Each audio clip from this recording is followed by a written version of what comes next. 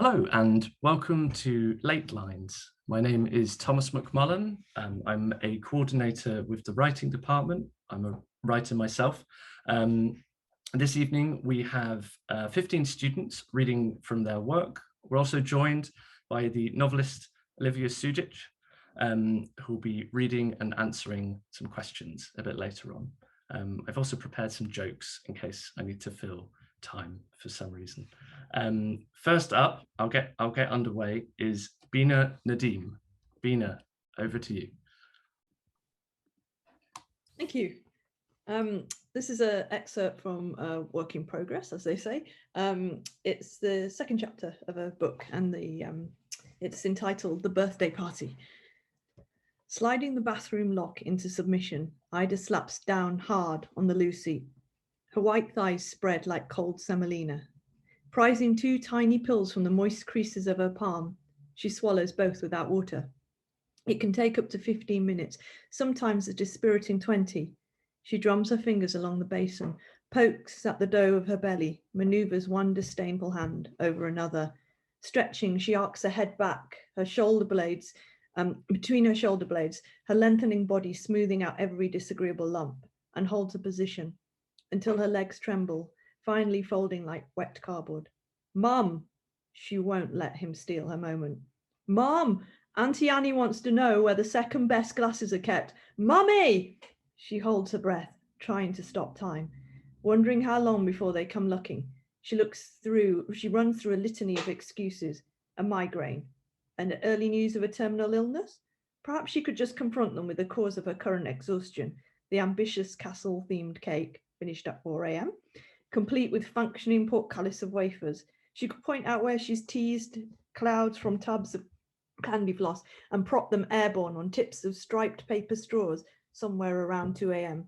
Stab a finger at the maze of desiccated coconut dyed in green grass where its very own "buck off the grass" piped in tiny legible letters on sugar paper, 2:31 precisely.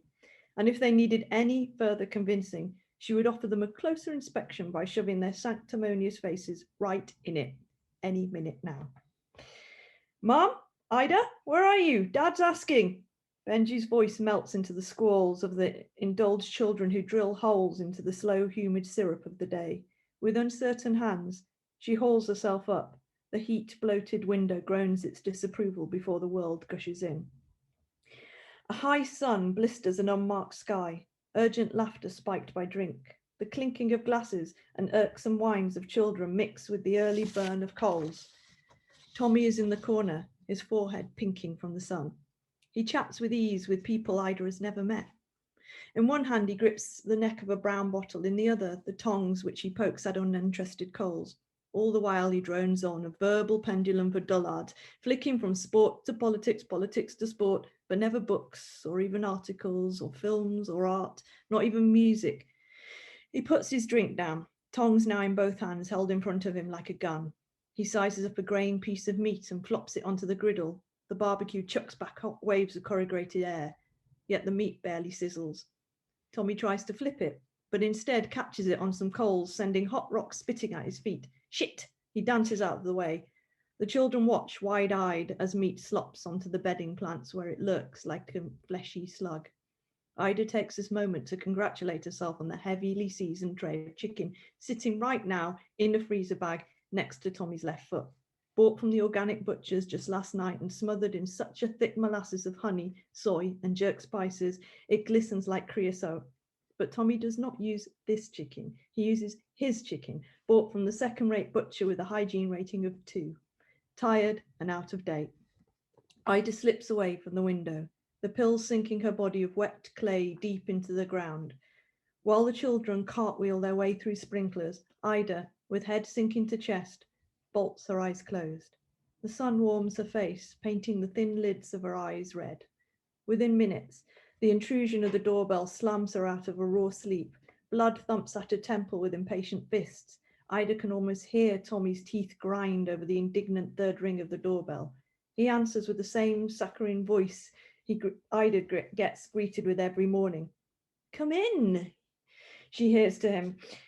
And then a tone reserved for belligerent children. In you come then, Tommy. You don't don't have to ring the bell. I never come inside unless invited. Isn't that just vampires? Ida finds it hard to believe she once found this turkey goggle laugh endearing. Before she even hears the sweep of her mother's bad leg, she is already still. Ida doll! She hears the bad leg of her mother's sweep behind her like some kind of carrion. Where are you? Tommy suggests she comes inside, his grumbling footsteps already disappearing. She hears her mother call again. What was left of the song in the voice has evaporated. Ida imagines her mother's screwed up face, conjuring up memories of every year of Ida's life she's had to endure. She slides herself along the unwashed floor of the bathroom, her buttocks like wet tea bags picking up small crumbs of hairs over the cool shock of each tile. Ida tucks herself into the gap between the bath and the sink, her head tilted into the awkward angle under the cold press of the porcelain. When she was younger, she would soothe herself by counting, a balm of numbers to calm the cartwheels of her mother's anger. Even when her mother would roar, her eyebrows colliding like great landmasses, Ida would always know by 10 she would have cooled her temper, no doubt by drawing long breaths through the nicotine sticks. Her anger stepped back down to its usual disappointment of having at least one daughter left who hadn't ruined everything. Ida barely gets to 2 before she hears the short, strained breath of her mother, whistling lungs joined in with the dot-to-dot of coughs. Ida rolls the number 3 in her mouth like a mint.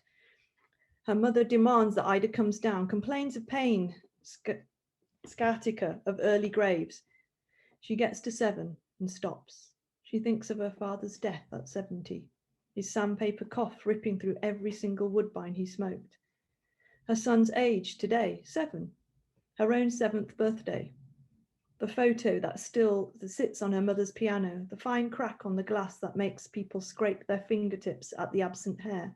Inside, the picture of Ida, a 7-year-old girl with unkempt hair, one sock down, a button always left over on her blouse, a knee always scraped. Next to her is Julia, the older serpentine curves of her sister just beginning to show, the perfect arc of a smile, a model example of how little girls should be. Julia has been sectioned 3 times in 2 years. Julia is no longer talked about because mum gets upset. Mum gets upset because it happened to the wrong daughter. The right daughter wouldn't have left home at 16 or returned at 17 without her mother's blessing.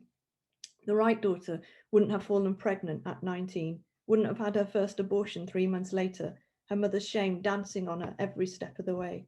Ida gets to 8. Ida, you know how I struggle. Oh, fuck off, will you, Mom? 9.5. She hears her mother's heft sink into the hallway chair, the cellulite being forced to each side like sausage meat, pressed through cling film. Ida plays the perfect corpse, 9.75. Selfish, you always were the self-centered one, weren't you? Ida feels the involuntary motions of a smile, 10. She screws up her face and mimics her mother. You always were the selfish one, weren't you? Wagging her finger. With coal lump body and pumpkin breasts, her mother drags herself out of earshot. Ida savours the moment, free of demands, wishing it would stretch for longer.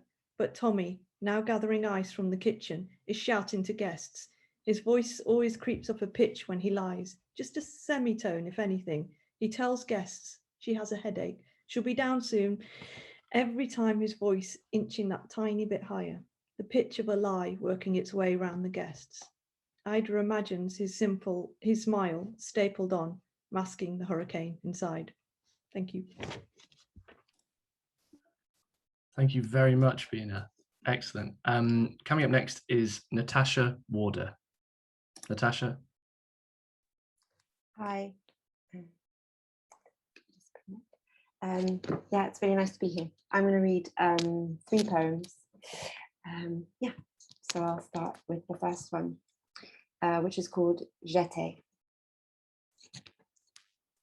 Squared off in a tiny square of carpet or line over 4 class, warming up to warm up, to be warmed by an unwarmed thing, and then if we are lucky, fly out across the room in some great leap or turn, the arc of spine and fingertips touching cooler, higher air, pushing it towards some unseen end.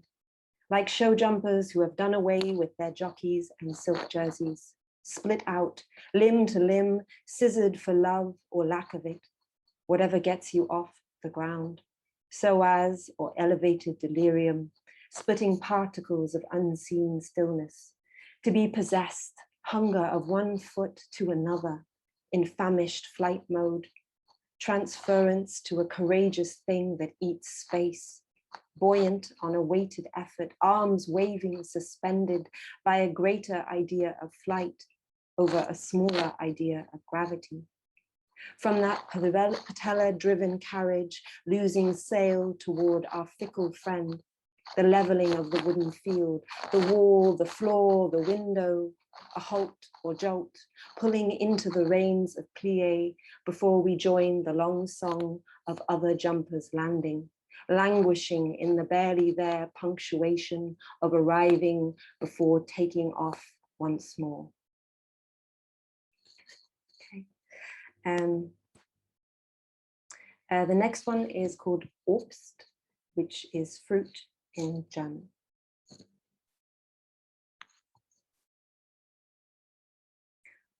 Obst, the lemon half split and pinked at its peel. Yesterday's mollusk. Obst, opens the mouth, parts the jaw just enough to fit the invisible plum-like citron.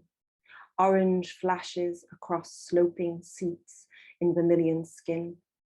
My mother behind her first wheel. Obst, a lasso of the teeth against new sourness. Obst, in the foreground, my mother taking the stairs, my father in the long orchard, in the slow ungrafting of two seeds. Obst, he tells me of his 60 new trees, 10 quince, 10 plum, and 40 apple. Obst, say it for yourself. Obst, looking lovingly at the half-parted, half-pinked lemon. Pits aside, the astringent droplets smooth the rough thumb, searching out its broken flesh. Obst, my father says, after me with a sting. Obst, it sounds like a lovely mistake.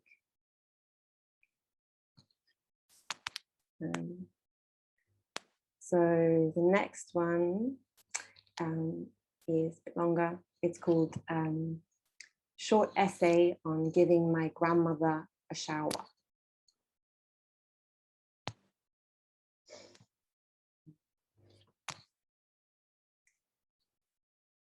Bathing other bodies is as if receiving a new body, awarding, investigating, exploring the deviant crescents, the orbit of muscle and bone, conceding to touch. And what a shock to find how much tenderness your hands hold can baste another yours in. Where did it come from with all the severity you score against your own limbs? But here, no motive to be rough. Rinsing the warm cloth, letting the water coat the skin of the back, the tiny indents of use, flecks of discoloration, pinks, browns, darker shades in shadow, where the two planes meet in inclusion, around the hips, the middle of them, softer, relaxed, makes you think of all the things she's taken pleasure in, given over to. The breasts, no longer shy of their fullness, sling kindly against the ribs.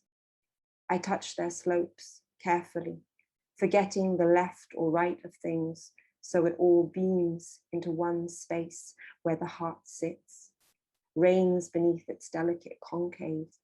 We are the only mammals that expose our bellies, front bodies to the world, that risk the joust. For this, perhaps, the chance to bathe each other. I do not remember her bathing me. She was not the warm presence she is now. And I, all mechanics, in preservation of her or me, the slender slices of legs sufficiently long, under stooped back, chin raised as she waits to be packed dry, queen-like. It feels as if I am endowing some secret wish to treat her majestically. And our bodies, so quickly aligned, hover in shadow of each other. She watches me, observes.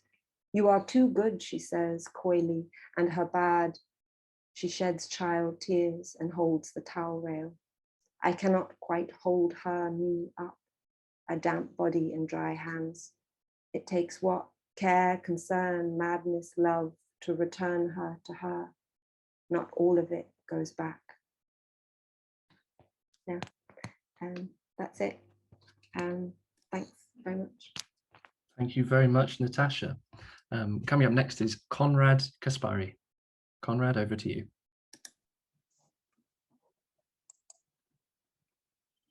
Thank you. I've got 3 short poems to read. So here goes. The first one is called Web. Reflecting on the 6 minutes it takes for face recognition technology to find you in Shanghai. It used to be God to whom our hearts were opened, from whom no secrets were hid, but now the spider reads my likes, habits, dislikes, sees where I have been, sees where I'm going, sees whether I'm square or round or queer or left or right or rich, my speech, even my face. The second one is called Headwind, Greenwich Park, and I wrote it last year. Cool headwind from the east, cut glass sparkled to the air, a slate blue oxbow meandering past the silent-spired steel and glass cityscape. Ballerina swirling, arms aloft, bringing to life the knife-edge statue silent, bells conversing, an avian chorus, crests and falls, wooden skirted coronation chestnuts, saw plague in Pepys's time. Only the siren's staccato scream breaks my morning reverie as days bleed one into another, no longer a line through time where east meets west, this lockdown life. Quiz nights with neighbors, politicians swagger and stagger, news, all horror and heroes, mayhem, murder, babies conceived, blitz spirit, we'll meet again, scant comfort from biblical riders, defying technology, our habits, our lives. Days past measure, peril and fear, to grasp a new compact beyond the old rules.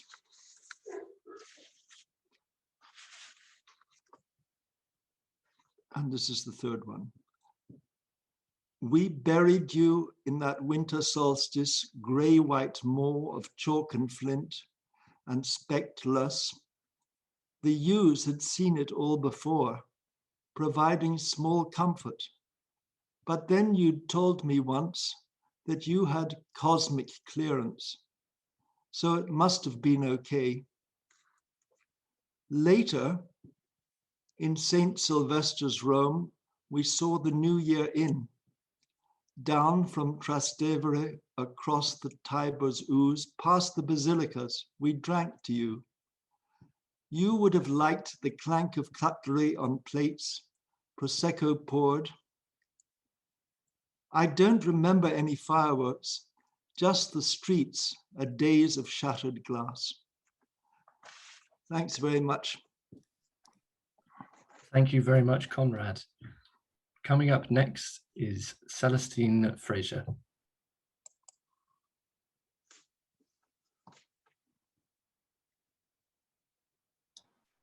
Hi, thanks very much for having me. This is an extract from my short story called Crick Cottage. The viewing was scheduled for 4 o'clock. I opened up the messages we'd exchanged on Spare Room and copy-pasted the address into Google Maps. A robotic voice told me that I was 8 minutes away. It didn't say on which legs, on whose clock. I wondered who had decided that the body was an average, that it was a computable, predictable thing. I figured that I would probably always be running late on someone else's watch. And then the thought, terrible if true, that the city was never built for bodies like mine, and that maybe that was the point. I found the bungalow behind the railway arches that ran along the river, wedged between a laundrette and a giant yellow self-storage. It was a beige 70s build, every inch an assault on the eyeballs. Its ugliness was softened only by a blooming mimosa, which had exploded over the porch into yellow, as if for my arrival. The front door was flimsy and peeling with red paint, and at its base sat a ramp, like a stairway to another world. I took a deep breath and rang the bell. Alice, someone greeted me from inside. The voice was warm, with the sort of Dublin accent you can't see ever shouting. The door swung open, and yet there was no one immediately at my eye line. I lowered my gaze to meet eyes with a young woman with a halo of fiery hair. She was 30 at most, and she sat in a wheelchair, its frame spray painted a dozen different colours, like she was sitting on the end of a rainbow. "I'm Laura," she said, extending her hand, "but you already know that because you've seen my picture." Her arms were taut and muscular, and her long fingers busied themselves over the hand rims of her chair, making endless micro movements, not so much to get anywhere as just to ebb and flow with the rhythms of conversation. She backed away from the door and with one single fluid motion spun around 360 degrees and welcomed me inside. "So," she said, "this is us." I swiveled my head around the room, nodding performatively in appreciation. Laura told me that their bedrooms were through the door at the back, that she'd show me them later, but that they only really used them to crash out. This was the space where they did all their living. The kitchen was immediately to the left of the front door. It was tiled with a black and white checkerboard floor, which gave the room the illusion of great width and depth. A batch of glass jam jars sat on the counter, brimming with orange jelly, and topped with a yellow post-it demanding to eat me. On the fridge, a colourful alphabet of letter-shaped magnets had been arranged into words. "Sorry we are so sexy" was followed by a childish but irresistible poo, and below it still, stuck to the fridge freezer, suddenly, sincerely, "Fuck ableism." It struck me only then that this was my interview, in a sense, my one chance to sell myself, to finally find a home. So I walked over to the kitchen and examined its appliances with wide-eyed curiosity, feigning a sudden fascination for white goods. But when I reached out to touch the marble top, it was much lower than I'd expected, and my hand slipped through the air. Laura laughed as she clicked a full kettle onto its base. She raised her voice over the loud whirring of water. "I made a bunch of adjustments when I moved in," she explained. She was running her hand along the sink, touching it with a tenderness I'd only previously seen exhibited by shopping channel hosts with a kitchen gadget to flog. "Low countertops, hardwood floors, seat in the shower, that kind of thing," she said. "Then I changed it some more when these two squatters pitched up. So for Virginia, we had to have more light. So we ripped out the curtains, painted the doors yellow, spotlights in the kitchen, the obvious. And finally, we found a massive sofa on Gumtree so Mariam can live her best horizontal life." She pointed, though I could hardly miss it, to the shapeless tangerine sofa which took up half the room. It bore aesthetic pleasure to no one, but would have provided a safe crash landing for any baby falling from a tower block. Once velvet, now it was threadbare and fuzzy. "Hey," croaked a voice from under a mountain of synthetic fluffy blankets. First, a whirlwind of polyester, and then sharp limbs wriggled free to reveal a young and very long woman in candy cane pink striped pajamas. Her skin was dark, and off her cheekbones bounced the honeyed autumn light which streamed in from the windows. On her head, she wore a red silk scarf, which looked like the kind that hid some expensive leave-in hair mask. She clutched a novelty hot water bottle, shaped like a turtle. She examined me sleepily through her lashes, then finally gave me an easy smile and stretched her arms above her head, groaning with indeterminate pain or pleasure. "I'm Mariam," she said, with a raspy French accent. "Sorry I can't get up." "She's got endo," Laura explained simply. Too simply, perhaps. I must have looked perplexed, because she continued, "Endometriosis, bad pain day." There was no pity in her voice and no admiration either. "Ah," I said, "I'm sorry." The TV was on loud, though no one was watching. At first glance, the program looked familiar. aerial shots of lush green countryside and close-ups of bakers under a white marquee. An announcement, Bread Week. But as I turned away from the TV, my gaze landing instead on a scrawny cheese plant with a name tag Gerald, I was somehow seeing something different altogether. Yes, eggs being cracked into an aluminium bowl. Was I hallucinating, my brain predicting every next shot? I'd watched a ton of reality TV lately. Maybe I just knew the formula. But then it dawned on me that the TV was describing everything that was going on screen, not just the nitty-gritty of the baker's brioche art, but everything, as if I couldn't see what was happening, which I couldn't, but how did it know? I was woozy with exhaustion, that was it. I just needed a glass of water and to eat something sweet. Trippy, isn't it? Said Mariam teasingly. Chill out, it's just the AD. I nodded, still clueless. Audio description, she explained. It's for Jinyu. Her day job's in IT, but she's basically like our live-in pastry chef. The AD means she can see that sweet baking content. Right on cue, a girl with straight black hair emerged out of a side door. She was holding a tray of cherry bakewell tarts. Is she here? She asked. Our special guest. Uh-huh, said Laura. This is Alice. I held out my hand to Jinyu, who smiled the broadest grin, but left my hand in midair. Her eyes were sparkly, her pupils almost dancing. She looked at me intently. Was it turned out just behind me? There was an awkward pause. I guess this is the moment I should probably mention I'm legally blind, said Jinyu, hiccuping a laugh. Cool, I said, with immediate regret. I'm Alice. Thank you. Thank you very much, Celestine. Okay, coming up next is Mark Donovan. Mark, over to you. Hi, everyone. I'm going to read a short story called Bed Gellert, which is based on a Welsh folk tale, The Faithful Hound. And this story actually was born in my City Lit short story class. Wolf. Glasses clink. The bar heaves with outstretched arms. A lifeboat sinking. Seagulls tossed around in the sky, light reflected in mirrors. Wolf enters at street level and makes his way downstairs. Boy. Their eyes meet. Wolf smiles, full of confidence, his shirt open, chest hair visible, teeth dazzling as he orders a drink. He's never seen this particular boy before. He glances again out of the corner of his eye as he knocks back a shot of vodka and sips on his pint of beer. Boy looks lost, pale and trembling in a forest full of bears. It's early, but the last day of summer, and the crowd is more boisterous than usual. There is an energy, a desperation. Wolf finishes his drink and orders another one before closing in. He eyes up the prospect, tall and blonde, smooth skin, solid shoulders. I've not seen you here before. This is Wolf's territory. Boy drinks his pint nervously and moves closer to Wolf when someone pushes past them. That's because I've not been here before. Wolf is making an assessment. The accent is Liverpool, but one of the posher parts.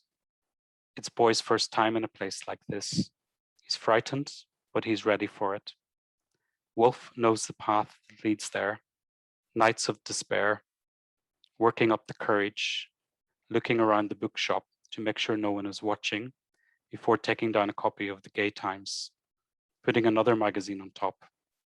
The shop assistant ringing it through the till as though it were nothing extraordinary. Images of men, the forbidden, listings, Northwest, Liverpool, bars. Are you Welsh? Wolf flashes his teeth again, a wild one come in from the mountains. He acknowledges the attraction, his accent, his dark looks and the hair on his body. He puts his hand on Boy's elbow and pulls him closer as a sudden surge in the crowd washes past them. How did you guess? Was it the accent? Boy smiles, a sun breaking through the clouds. Wolf knows then that he's got him. Another boy in a long list of boys, a boy to take home and play with, a boy to feast on with his flashing teeth and his hairy body. Flesh, their hands touch, skin pressed. The taxi driver looks but doesn't see. They're in Toxteth, the rain hammering down as Wolf opens the door to his lair and leads his boy inside, where it's dark and warm. They are tongue in tongue. They are bodies moving. They are lust propelling. They are feet stumbling in the bedroom. Boy looks around and sees the gentle chaos, the unmade bed, clothes in a pile in the corner. Don't need to work on that. Wolf pushes him onto the bed, then climbs on top of him, gripping him tightly at the sides. Are we scared? Boy avoids eye contact as Wolf undresses him, shirt opened, trousers thrown to the floor. In bed, Wolf becomes man. Hairy arms and legs, but pale flesh and a soft stomach. Tenderness. Man is gentle with him, and it's not what Boy was expecting. He knows there and then that this will be his man, now and forever. They lie in the darkness afterwards. He listens to man's breathing and thinks about what they've done. There's no going back. Are we happy? Wolf and dog, roaming the countryside, reveling in the freedom and the fresh air. Car parked at Penny Pass, then following the pig track to the summit with a detour over Cribgoch, the Red Ridge. Dog reflects on the months that have gone by. The first night of passion, followed by many nights of passion. A world turned upside down. Wolf by his side every day, moving in. The banal things, cooked dinners and shopping for furniture. Housekeeping, happiness unbound. Wolf is his master, his one true love. He will follow him all the way over the ridge, sheer drops on either side of them, hands clasped climbing the rocks, the wind circling, predatory. Wolf's arms around him at the top of a knife edge. Wolf and dog, there is nothing that can stop them. In Llanberis, Bedgellert, sun pulling the river into darkness, a discreet kiss on the bridge, the cold invading, village moving around them, and the clean sheets of the hotel bedroom, moon the color of honey. Man and dog, years pass, friends, weddings, lives entwined, figures staring at the sea, the beach at Blundellson's, the silence when clouds gather, figures standing still, figures listing, jutting out at strange angles from the sand, the sea rushing in, jellyfish gasping for air. Man holds his dog close. They feel each other breathing. Death and pestilence, the new plague, funerals, bodies burning on the beach at dawn. They walk to Hightown, a house filled with people, everyone dressed in black. Dog whimpers, wants to escape. Are we scared? They walk to Southport and the sea is immense before them. The beach has gone and the town is abandoned. They sit on a bench at the end of the pier, making plans, drawing up the terms of what life they have left together, contemplating the history of man and dog stretched out in front of them, an endless expanse of carbon decaying. Boy and man, hiding under the bed sheets, a life too terrible to face, waiting for the end to come, the food riots, revolution in Beijing, the Midwest bombings, the Great Flood, Bangladesh, England, land at war with the sea, London evacuated, Nauru and Kiribati swallowed by the ocean. Are we happy? Tears in their eyes, hands held, lips pressed together. It's time for things to end. All they have left is each other. Man and boy, wolf and dog. There is a day left, maybe two. The house entombs them, death searching for their hidden place.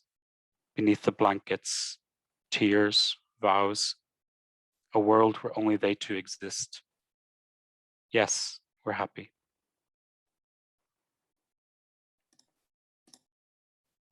Thank you, Mark. I found that incredibly moving. So thank you. Coming up next, Lisa Coates.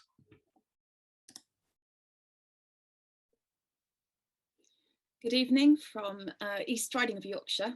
I'm very lucky that I live next to open countryside, which I'm out in pretty much every day. And that sometimes leads to encounters of the animal variety, which inspired this short sonnet sequence that I'm going to read for you today.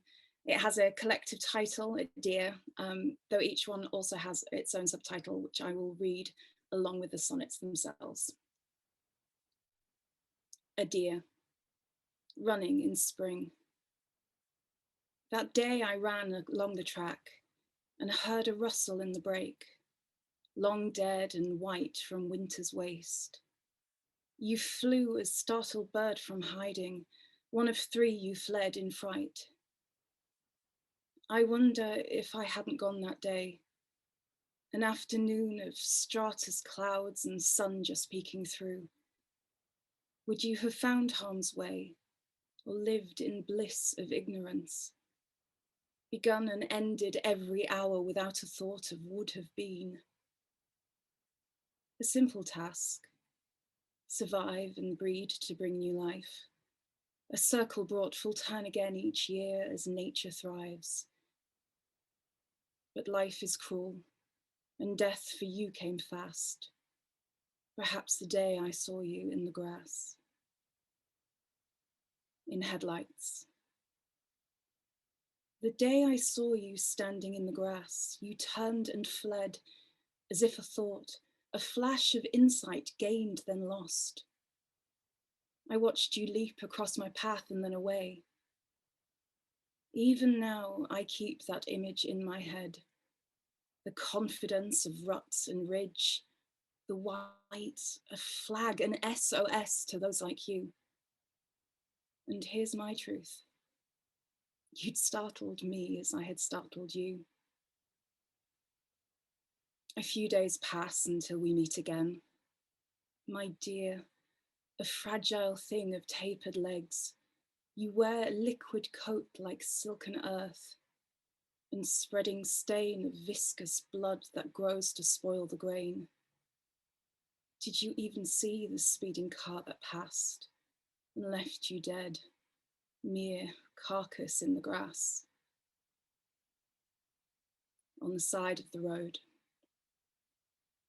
left for dead, mere carcass in the grass, a lump of meat for sun's heat to spoil and rot, your beauty marred by blood and broken flesh, a stiffening of slender limbs and skin of silken earth which will loosen and then liquefy.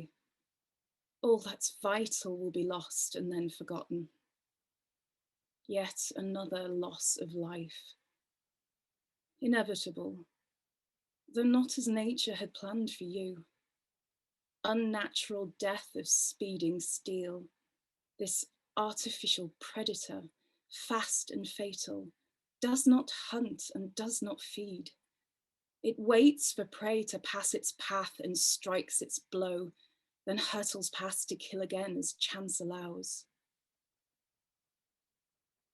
You died alone. Such wasteful end, and cruel, unjust. But as I drive past the ruin of you, I feel your loss, and you live again in my mind and in the grass. Carcass, spoil and rot broken flesh.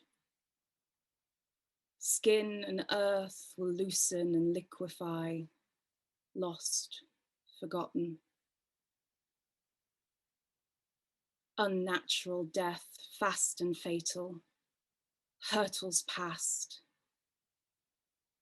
Wasteful ruin, live again in the grass.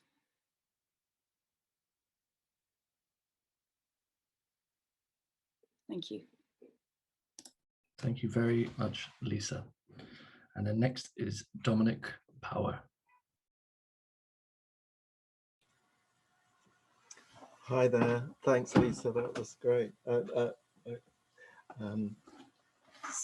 Yeah, I'm Dom Power, and I'm one of Helen Cox's masterclass students. And I'm speaking to you from the far west of the land, like Lisa, also way out in the countryside on some moorland. I've got 4 short poems to read, and this first one was written last year in lockdown on bonfire night, and before any kind of contact was sort of, well, no, there was, I think, a bit of outdoor contact, but not in large numbers anyway. It's called All the Fires. Remember the dutiful evening walk, unplanned, but the dog, so pleading, took us with jackets and scarves for a trip around the block. When it came to turn for home, though, we went the other way, climbed the cairn in the dark. At first it was just one, down in the village, but then we rotated like interlocking wheels, you to the north, I the other way. I started to see further points of light, flickering like elderly stars. Not orange, not yellow, not red either, but hot with community. I called them Lana, Carnan Downs, Frogpool, and you followed, pointing, St. Agnes, Illugan, Bray. We swept the land like lighthouses, picking out each illegal gathering and those guys doing and dying. Rebel soldiers of a fortunate land. What do you got? Asked Brando. We asked too, knowing it to be nothing but that night on the cairn. Remember? So that was a reference to, at the end, the Brando film, The Wild One. I don't know if anyone remembers that, but that was from the year I was born. And having given that away, I come to my next poem, which is about my relationship with my mother. And surprisingly, you may feel, she's still alive. It's called Curtains. I've got the material, I said. Well, you had it, she said. I don't know what went wrong, she said. For my curtains, I said. Curtains, she said. Yes, curtains, I said. You said you'd help me, I said. Help you, she said. Yes, I said. You know how to make curtains, don't you? I know they come in pairs, she said. Mum, I said. Which is more than you do, she said. Mum, I said. Show me then, she said. There, I said. Thistles. Thistle what? She said. No, I said, thistles, red thistles. I like thistles, she said. Yes, I said. I hoped you would. What's the drop, she said. 4 feet, I said. Each, she said. Yes, of course, each, I said. Well, what do you mean, each? Then, I said. Each pair, she said. Oh, I said, yes, I said. Both pairs drop 4 feet. Drop what, she said. Down, I said. And 2 feet, side to side. Side to what? She said. Side, I said. That's fat, she said. Who's fat? I said. Your girlfriend, she said. What girlfriend? I said. Exactly, she said. So the more astute amongst you might have noticed the rhyme scheme there, which consisted of rhyming the word said with itself. And this next one is called Mutton Cove. There's an isolated beach not far from where I live, and it's also not far from a notorious suicide spot, but this beach is where people go to see the seals. It's called Mutton Cove. We come here to relax, allowing our bodies to flop over the flat stones. Somehow we haven't known nor noted the few times a year when the tide is so high, the pressure so low, and when the onshore gales and heaving swell are such that we cannot beach. Like today, when the cliffs hang over tempting the despair of men and stranding us in the swell. I look at you, sleek as you rise and fall with the pups around you, their whiskers whistling in the gale. They circle through streaks of spume, and the Atlantic artillery breaks into white noise around them. There's no beach. I don't know if there'll ever be a beach.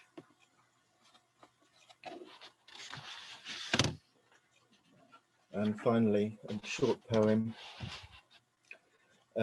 It's a love story, and if that's not horrific enough, there's some audience participation, and I shan't know or hear if you respond at the right point. However, rest assured, I shall know, and if you don't, I'll send the boys round to your house. This poem is called Too Soon. When he saw her in the street, he looked across and smiled, but she didn't know him. It was too soon. When he was introduced at a reading, he moved a hair from her cheek. She flinched, he blushed. It was far too soon. When they met for a drink, he thought of names for their children, but said nothing because it was too soon. When she moved away to work, he emailed that he loved her. But by then, yes, you got it. It was too late. To cheer him up, his friends joked about his broken heart, that it was too soon. Thanks very much. Thank you very much, Dominic. I was tempted to jump in there and respond. I didn't want to throw you off with a surprise ghost in the ether. It would have been great. Never mind. So thank you very much, Dominic. Thank you. Coming up next is Rania Mirandos. Hello, everyone. That was brilliant. I'm going to read from a collection of walks in London and on the south coast of Athens. Tonight, I'd like to take you on 4 walks spanning late autumn 2020 all the way to spring of this year. Into the night. I finish work late, pull on my walking boots and run down the metal steps from my 4th floor flat. The heavy fire door slams shut behind me as I launch myself into the outside world. I stop for a moment, gulping in the fresh, crisp air. The lights from the city opposite are dancing on the water, as if they too are celebrating the end of another working day. I keep the brightly lit river close by as I walk briskly into the shadows ahead. Breaking free. I fill in the form that permits me to exit the house during lockdown in Greece. Face mask on, check. ID in pocket, check. A few strides and I've reached the highway. I walk down the concrete steps into graffiti-filled underpass. Moments later, my boots are sinking into pebbles and sand. I climb over jagged rocks, glancing at the plastic bottles hidden in their crevices. The distant hum of the steady stream of traffic behind me is slowly displaced by the rhythmic crashing of waves. I reach the deep blue sea. I can finally breathe.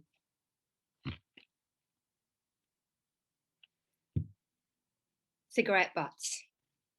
At first glance, the beach looks unblemished today. I spot the occasional coffee cup, plastic water bottle, hand wipe, tissue. These are easy to gather. It's the smaller debris that worries me. I crouch down by the side of the path to pick out minuscule bits of blue plastic. Pieces of all shapes are half buried in the ground, others are scattered on the surface.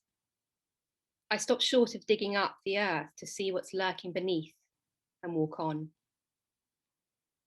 I reach under a bench. Its prime position makes it a favoured viewing spot of an evening, when the sky explodes with orange, pink, and purple hues, and the sun slowly descends into its resting place behind the rocky island. I imagine the conversations tethered to each cigarette butt as I place them in a rubbish bag. The silent musings of a lonesome smoker. The couples taking a break from quarreling. The teenagers flirting with life. The friends seeking comfort. The strangers searching for words as they gaze straight ahead. I think I'm done for the day when I spot white foam bubbles on the sand by the edge of the shore. The light breeze is scattering them far and wide. I collect as many soft bubbles as I can, but it's impossible to reach them all as they race to disperse, dancing their way into the sea. I find the source of this lively parade lodged into a rock a few meters away. I can stop the rest of the tiny circles from escaping, but only until the next polystyrene crate arrives and launches into its own path of destruction.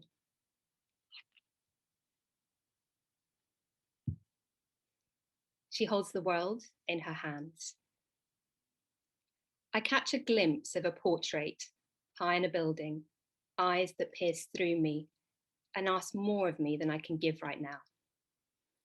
This part of Shoreditch has always been brimming with graffiti that is loud, flamboyant, and playful, but something has changed. The images I'm looking at now are saying more to me. I turn the corner into Ebor Street. I'm on a mission today. I'm finally going to see Janelle on a real wall in Shoreditch. The image has been etched into my brain since I first saw it on her social media timeline last month. Her head tilted back in defiance, her hair big and free, her eyes wide open. The corners of her mouth slightly turned up as she blows gum into a large pink bubble. Her fingers carefully wrapped around the earth as if she's holding a newborn baby. Her bright yellow nails show the powerhouse she is, including her role in the national campaign that brought us together. She speaks with clarity. She seeks the truth. She asks the questions no one else does. No voice is too small to make a difference, she tells us on this wall. Janelle has lived and breathed this epigram in rooms filled with people more than twice her age. I get to the next corner and turn right, hoping that Ebor Street continues. It doesn't. The graffiti in my head is nowhere to be seen. I loop around the block in case I missed it. I recheck Twitter to make sure I've got the correct address. I pull up the picture Janelle posted, looking for clues. It takes me a few seconds to realise that the view in front of me is in fact exactly the same as the image on my phone. Only the wall Janelle had brightened with her message and her presence is now pitch black, as if all the lights have been turned off in this dark recess of London. Black paint covers the bricks, wiping out in one stroke a young black woman's voice. I feel my muscles tense as I turn back and make my way to the overground station.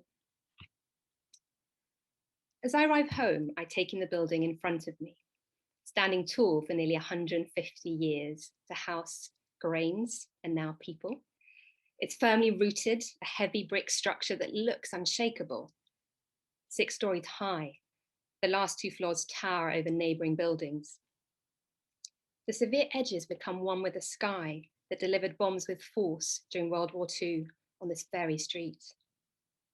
I think how easily this piece of London could have disappeared too. And in that moment, I know that Janelle is as solid as the yellow brick wall in front of me. The living and breathing Janelle will never be silenced. She is still here. Her message on that wall is still loud and clear. no longer in Shoreditch, but at our fingertips, through the parallel world we're creating online, giving life to people, places, and moments long after they're gone. Thank you very much. Thank you very much, Rania. Coming up next is Trelawney. Trelawney, over to you. Thanks a lot, Thomas. And yeah, brilliant stuff, Rania. This one's called Monolith. She offers up the Avery ceramic thimble to my daughter in the throes of GCSE needlework, token I gave her some 30 years ago, still in its presentational perspex. This gift shop amulet to mother from son, a home to help protect red prick tips, a cap, a cave in which to burrow, a hole with only one end. She's all fingers and thumb symbols now, she says, handing over with steady hand. Arcane as a red rubber finger cone born to flick paper. The numbers would dwindle who know its application. A new mother, the colour draining from your hair, fearing the coming.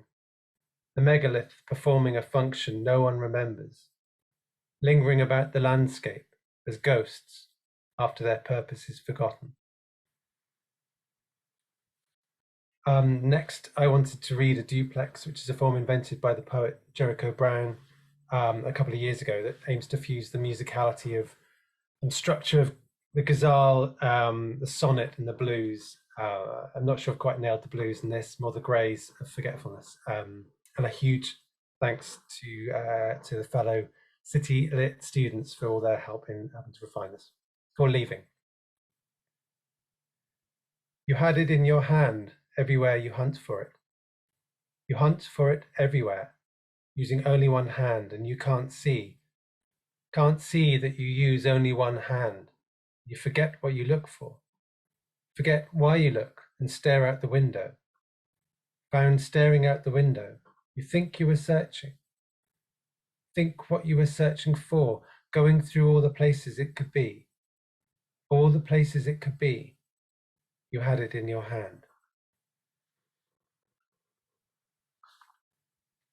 I'm not reading any Cornish poems tonight, but it was lovely to hear, Dominic, that you did. This next one is called Fata Morgana. There is a half-suggested line somewhere above the horizon, where a boat sails on vapour, adrift from what you know is right. The lie of reflection excuses the eye, wills it to think it can stay with this sea-born luminance and still the waters. Waters that carry you, blind for a time before they turn. And how they turn, the waters. Waters that carry you, this sea-born limerence. And still the eye wills it to think it can stay, the lie of reflection. Excuses from what you know is right. Where's the boat sailing on vapour? Adrift somewhere above the horizon. There is a half-suggested line. That was a mirror poem inspired by a mirage I experienced on a journey and a brief respite from last summer's lockdown. I've tried to limit myself to only one true lockdown poem tonight, and this is after Simon Armitage's poem Cocoon. It's called Out the Cocoon Backwards. Where did our wings go, 13 moons or more?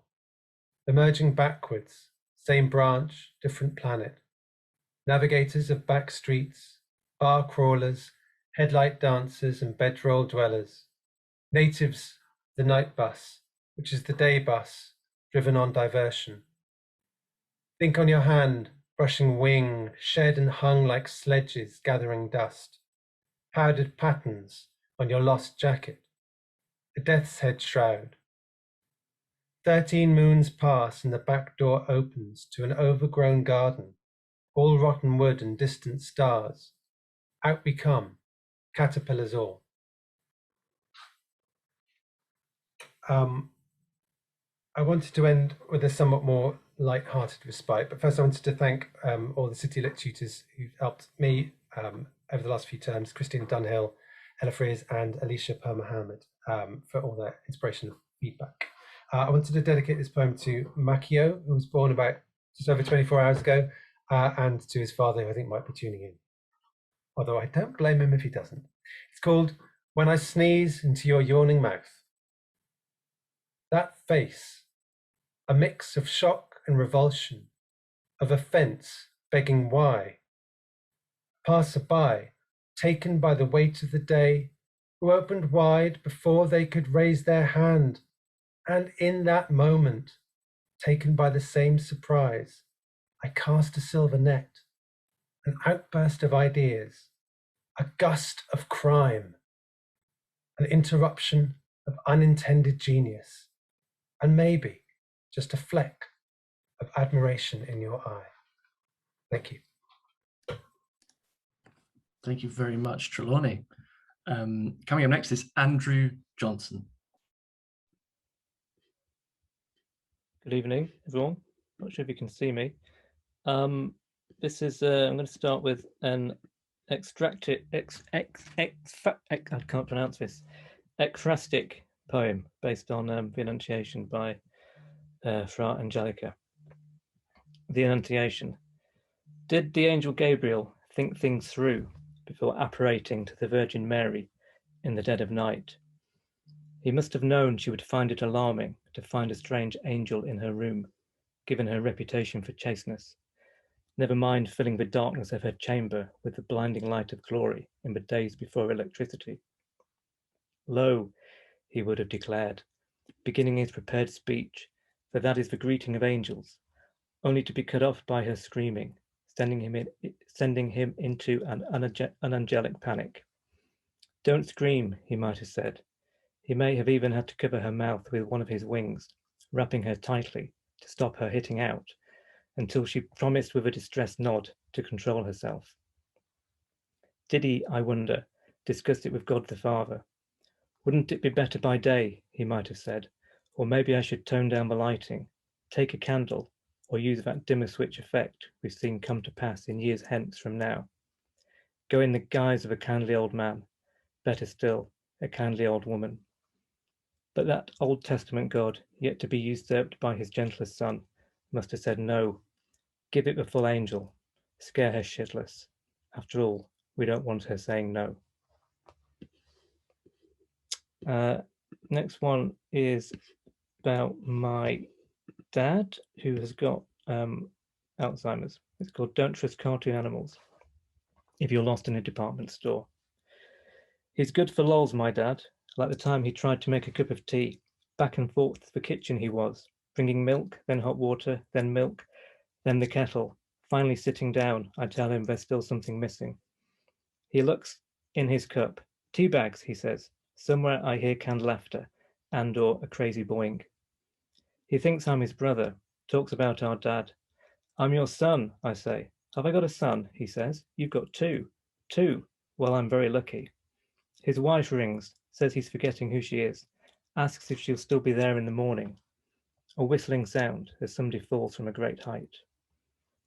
That's when it hits me, like when the shutters of a haunted house blow open in Scooby-Doo. How lonely he must be surrounded by strangers. How scared. Plinkety-plink glockenspiel. When I was 5 or 6, I got lost in the clothes section of a department store. I couldn't see above the rails. It was like being in a maze or a forest. The grown-ups were very nice, but that didn't help. It must be like that being my dad, lost in a department store clothes section, or a forest full of talking animals. Maybe they'll take your hand and lead you home. When I was 5 or 6, he took me to see Bedknobs and Broomsticks. Coming back, we jumped on paving flags trying to find the way to the cartoon world. That's where he's trapped, the cartoon world. Only there's no way home. Those pesky animals just lead you deeper and deeper. Coda. When I was 5 or 6, we got a colour TV. I know I'm not alone in this, but the shout would go up when Tom and Jerry came on. We would run from all corners like the opening sequence of The Simpsons. How magical and unexpected Tom and Jerry was. So lucky the telly was on. Of course, my dad had the TV guide all along. Maniacal chuckling to fade. And then the last one is a sort of stroke of imagination. It's about Persephone. and her being interviewed. Persephone, is she back for good? How did it feel to be back? Walking into the light is the best part. It's such a slog uphill in the dark. Not steep, just relentless. Narrow, twisting, hot. Jostling against the throng, so many coming the other way. It's you make your own way home. When he first took me, the ground opened up. Really, imagine it. So exciting in his cart. I interrupted you. It's difficult at the river shore to step off the boat without wetting your feet. She examines her feet as if looking for mud. So many wait to cross. But it's worth it, the journey. I welcome even the pain in my eyes. So I return. It's bitter to have to leave, swallowed by the crowds going the same way now, the chill on my back, the tramp, the feet tramping. I know it becomes hard to endure when I'm not here. But forgive the question, you chose to stay with him. You know nothing of what I endure.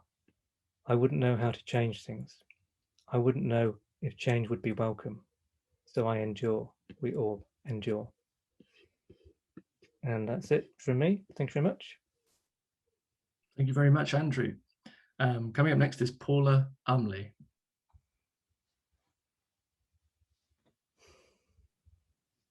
Hi, good evening. I'm going to read 3 poems tonight. And the first is called The Postman's Park. The Postman's Park lies nestled high and thin among the landmarks. I have sown endless crisscross steps through and around it, stitching together lonely hours these isolated COVID months. Just a little south of the roundabout by the old Roman wall.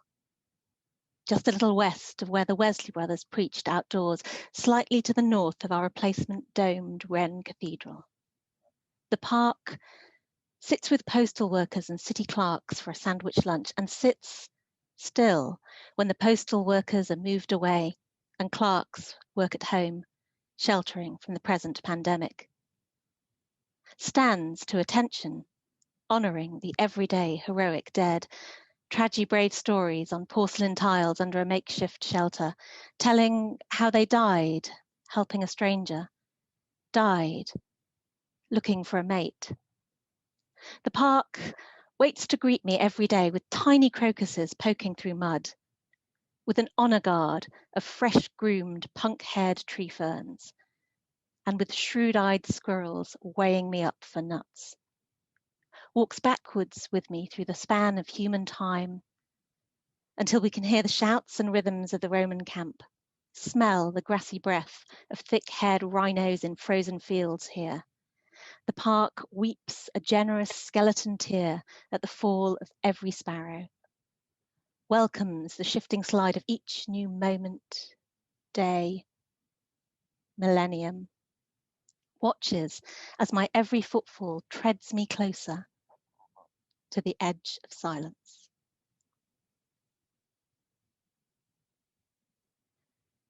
My second poem is called Memory Lane.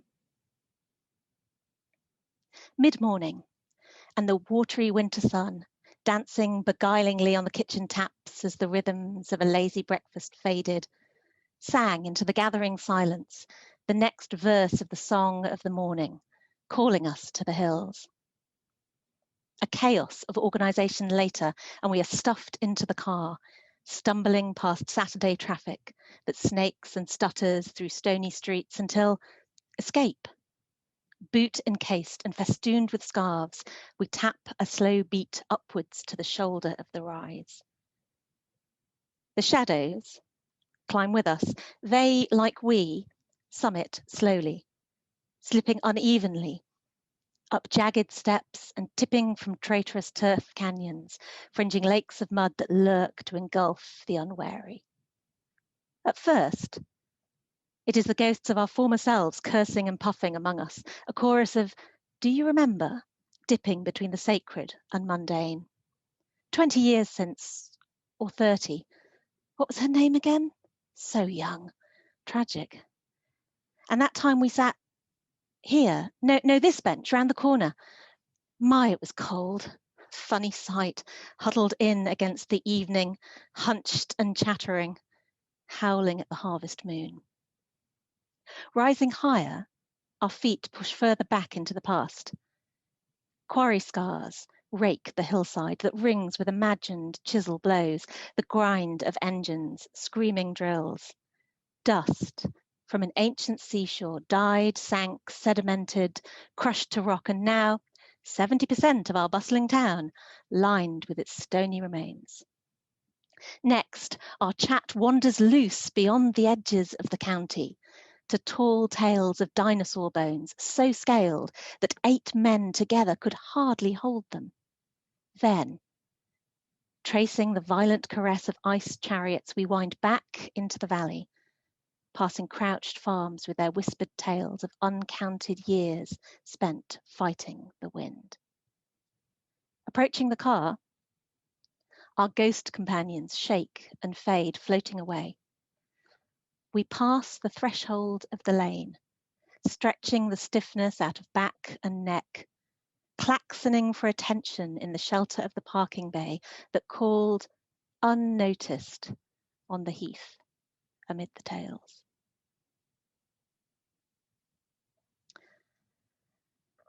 And my final poem is called 10 Years On. Today's persistent rain matches my mood. I wait, squeezed against a half-covered door. You, for once, are late and blame the weather, shaking out your posh umbrella as we meet. I wait, squeezed against a half-covered door. The place has rave reviews and will be worth it. You shake your cherished red umbrella as we enter. I'm older now than you were when we met. The place was worth my time, and so are you. Your tweed coat rumpled by the intervening years. Strange to notice how we've aged together. Aged so much, yet somehow not at all. Your coat has rumpled in the intervening years. You meet me slightly late and blame the weather. Yet so much time can't quench your impish smile. I reach past the persisting rain to take your hand. Thank you. Thank you very much, Paula. Coming up next is Barry Coyden. Barry, over to you.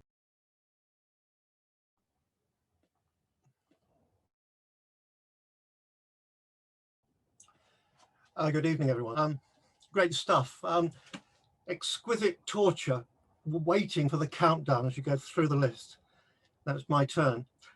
I'm doing 3 poems, and I hope each poem is self-explanatory and obeys the poetical rules our tutor Helen Cox has been drumming into us over the past six weeks. The first poem is called My Life as a Pig.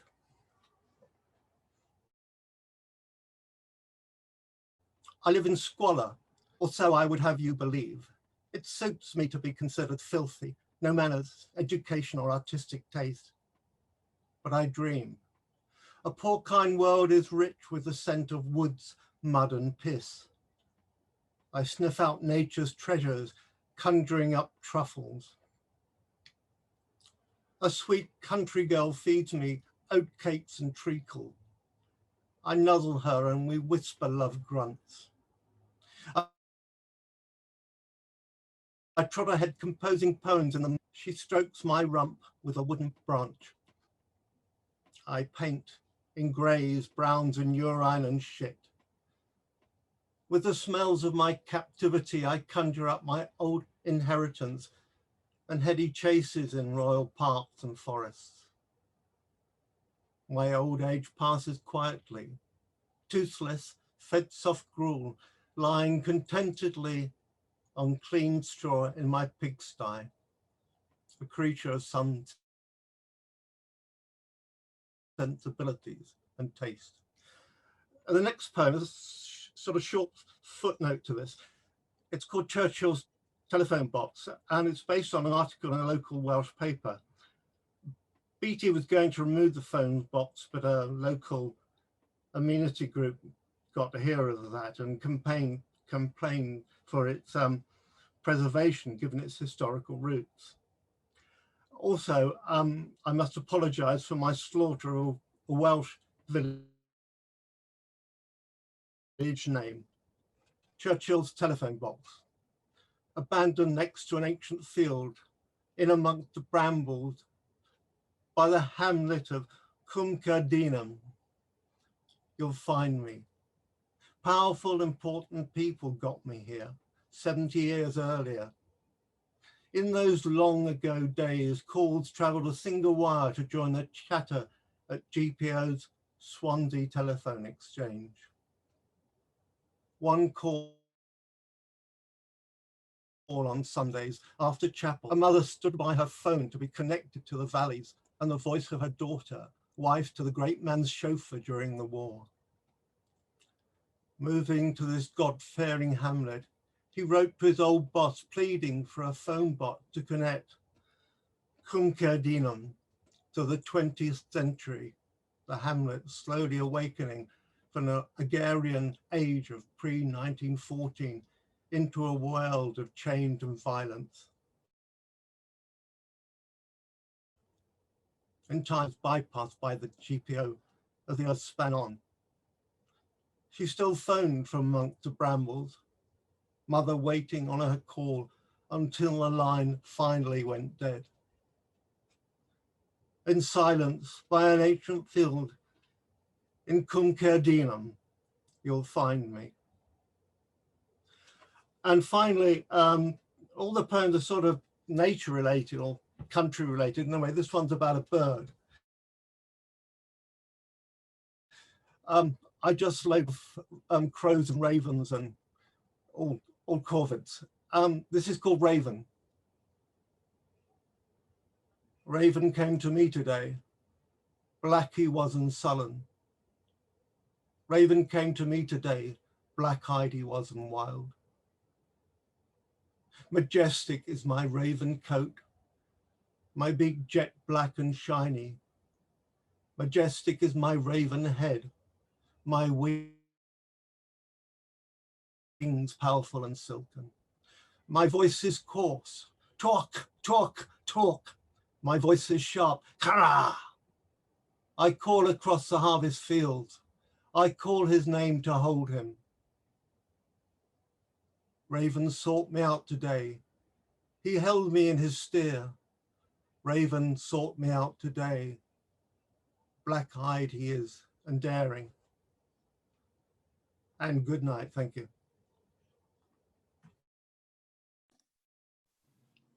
Thank you very much, Barry. Really enjoyed that. And thank you to all of the student speakers today. I think you'll agree they've been absolutely fantastic. And my head is a pinball machine of all the words and images that we've heard over the past hour and a half. This brings us on to our guest speaker today, which is the novelist Olivia Sudjic. Olivia is the author of the novel Sympathy, the extended essay Exposure, and now her second novel, Asylum Road, which came out earlier this year with Bloomsbury and was described recently in the Los Angeles Review of Books as the first great Brexit novel. She's also much, much better than the football. I think Olivia is gonna give us a reading, and then we'll have a bit of a conversation and we'll open it up to questions as well. So over to you, Olivia. Thank you so much. And yeah, it was so nice to hear all of you read. And actually it was a nice full circle moment just now hearing Jane read, because Jane taught me as a undergrad when I did English Lit. So hi everyone. And I'm going to read a little bit from the beginning of Asylum Road, not the very, very beginning, only maybe 10 pages in, where the main couple, or the main protagonist and her partner Luke, have gone on what feels like a kind of sort of like a last ditch holiday for her to try and save their relationship, which she feels is very much on the verge, but her partner Luke is very reticent and doesn't really give much away, so you're not kind of sure which way it's going to go. And she has basically come to the UK as a child refugee from former Yugoslavia. And so her attachment to Luke is very much as a form of like home and assimilation and all these things. So for her, this relationship means a lot more than it might do to others. I woke up and knew he was gone before I saw it. I listened for sounds in the bathroom and tried to remember whether we'd had an argument at some point in the night. Our arguments were mostly silent, or silent on his side, often in the dark, lying in bed so neither face could see the other. Not an argument then, but a pressure, a malignant quiet that sank into the mattress until I couldn't bear to lie there. I would get up in a dramatic fashion, go down to the sofa, then crawl back in a few hours later when he was sound asleep. Once he'd left for work in the morning, an email would usually arrive with a link he knew I'd like, and it was as if the night's events had been the product of my imagination. He would have gone running, I told myself, as I lay in the hotel bed. There was a path along the perimeter of the hotel grounds that cut through woods. Someone had tied colour-coded ribbons onto branches to mark 2 routes. Blue led you in a circle round the property. Green took you on another path out of the grounds. We'd walked the blue route together soon after arriving the previous evening, ending where we began after half an hour or so. He'd said then he might wake early to do it. I told myself I had no reason to feel rejected, dressed, then went back to the same table we'd eaten at the night before. I put my book down, split open, and watched as the other guests began to notice me. Last night's wine had sedimented in my lower lip, and without thinking, I peeled away a strip. I could taste the sourness of my own blood pulsing. After a while, I realized breakfast was self-service. Standing by the buffet table, I held a napkin to my lip and made a show of examining the pastries wrapped in heavy cloth. I cut a slice of breakfast cake with slow precision. The other tables emptied, and I became more self-conscious. The blood was still blooming into the napkin. I could not touch my food except to cut it into smaller and smaller pieces, as if I were the kind of lonely, hungry woman liable to choke while eating. When I couldn't cut anything in 2 again, I left the knife at an inconclusive angle, as if to say I was still considering what I might do with it. 2 maids began clearing. I finished my glass of cold green tea and got up with what I hoped looked like nonchalance, as if Luke was never supposed to join me. I held the book to my chest, feeling my heart begin to thud against it, and went back to our room. Not there. I opened the shutters, looking around as if I'd lost an inanimate object that could not reveal itself. The sun was high, bars of it crossed the floor. The bed covers were still thrown back on his side, his boxes and shirt on the floor where he'd shed them. It was habit by then to think of crime scenes. I told myself to concentrate, looking around slowly and noting his phone dead on the bedside table. The table was actually a bookcase of warped paperbacks and crisp hardbacks never read. My eyes rested on a title about survival. I drew it out. On closer inspection, a survival A to Z, the novelty kind with illustrations. I'd owned something like it as a child, or perhaps even the same one. Dangers were illustrated in a way that felt calming, like the sedate line drawings of airline safety manuals. I'd remembered one instruction in particular, that if you fell down a waterfall, you were supposed to close your legs to prevent internal rupturing. I looked at the dust jacket with the uncanny sense it was my own copy transplanted here. The spine cracked as I opened it. Quicksand. The trick with that I knew already. Lie very still and flat.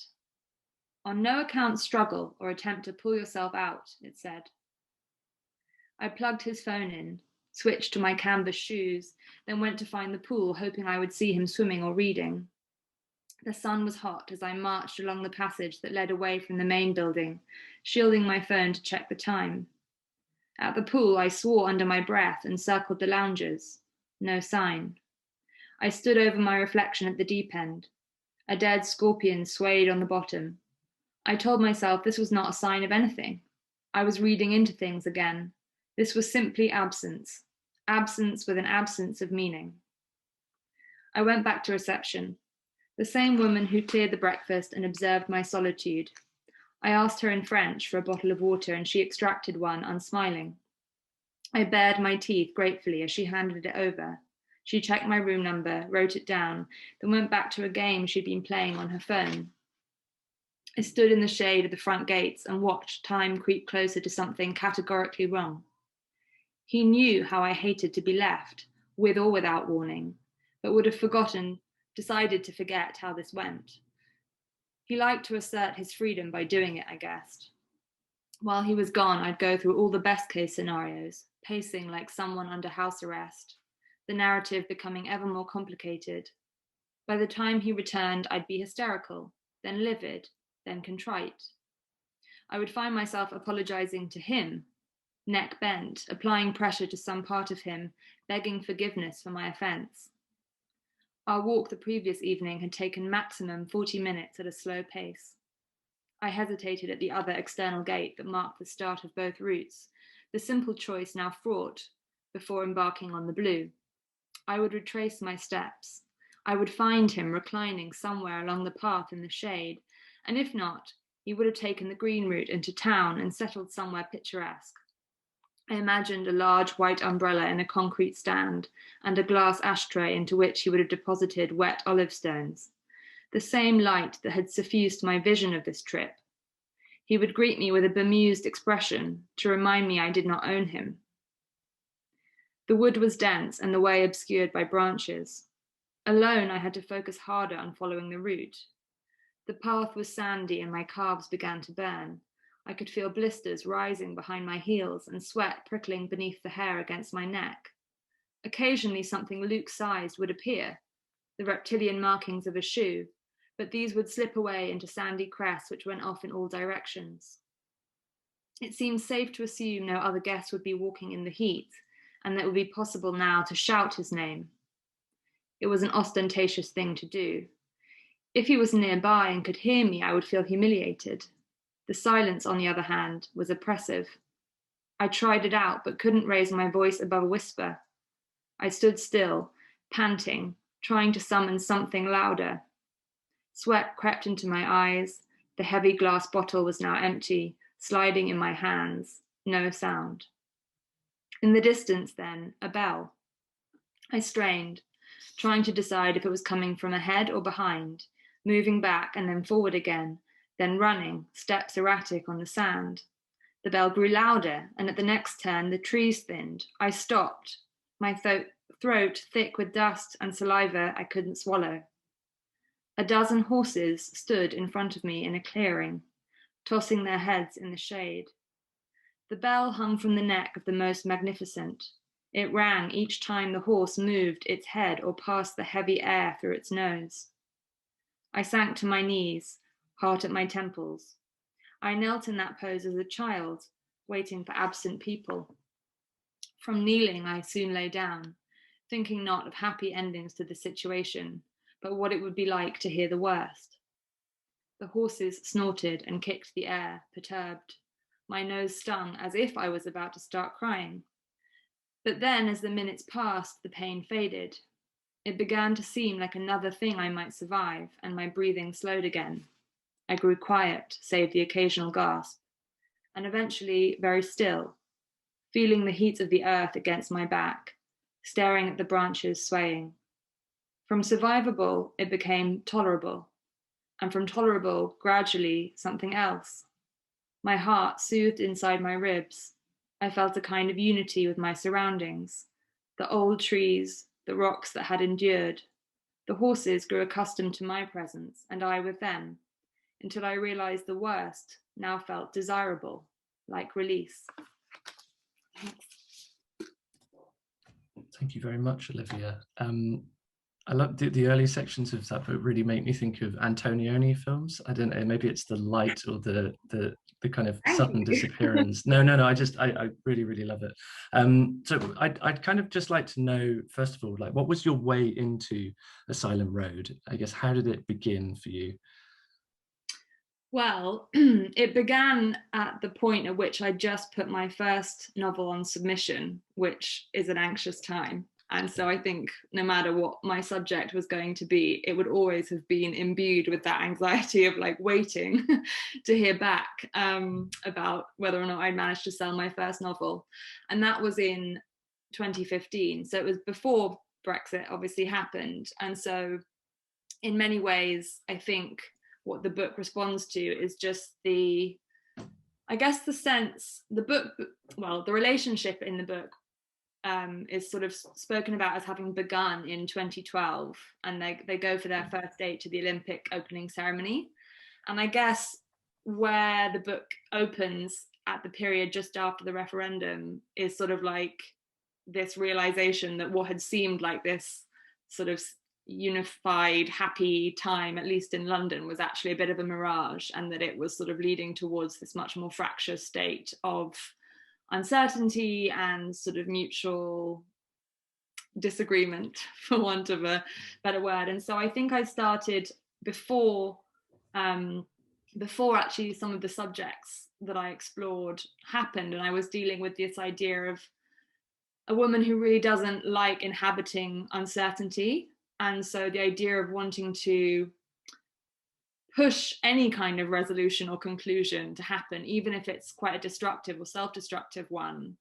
And I think that's what has stayed constant throughout the book. It was that was the way in, was this character who really wants to kind of explode her situation because she feels like the tension building up in her life is unbearable.